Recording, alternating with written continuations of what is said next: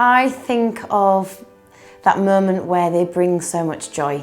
They make you remember where you are, what is important in life. They bring out all of the positives around some stressful times that we're living in, I think. You know, and everyone has their own trials and tribulations, but I think when you have the touch of a dog or a little tail wagging, the power that they bring to just let everything melt away is magical.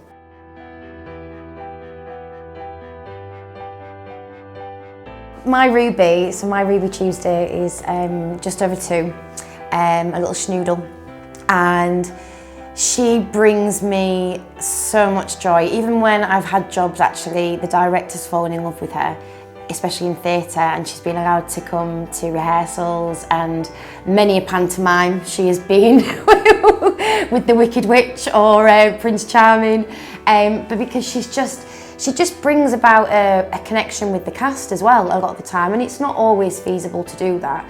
But when I can, I take her everywhere in terms of work, and when I'm not working, you know, I'm still sort of doing a lot of work around my own personal charity and other projects, and I get to have Ruby with me while I work from home, and then I get that escape with her when we go for a run out in the park. And she just actually, I'm quite a workhorse, so she actually makes me stop and take time out for myself, and that's another sort of power that she brings into my life. I had originally called her Beauty, and I just remember looking at her thinking, she's beautiful, don't get me wrong, but I was like, she's too cheeky for a beauty. I was thinking, what is it about her? And there was an episode of Cutting It, I don't know if you remember the series Cutting It from years ago, and there was a character in it called Ruby, and they all sang, when she got married, they all started singing Goodbye Ruby Tuesday.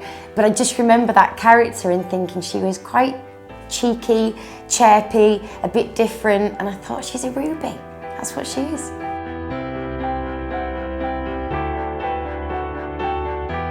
I think it's amazing, and it's very relevant in terms of, it's always been relevant to try and get dogs into the workplace from my personal opinion, and not just the workplace, but places where, you know, people need help.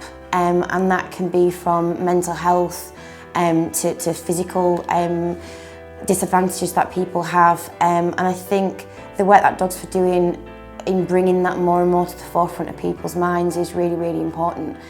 Not everybody is lucky like, you know, I am at the minute. I'm able to walk, I'm able to go about my day-to-day life without the aid of you know, anybody around me. But there are a lot of people out there who, once a partner goes or once something fails in their body, whether it be physical or mental, you know, the options for them are very limited. And I think the work that the work that Dogs for Good do is really sort of life-changing for a lot of people in ways that I don't really know if people realise how big these changes are for you know, people out there who are struggling. So I really believe in what Dogs for Good are doing, and I think hopefully long may it continue from strength to strength.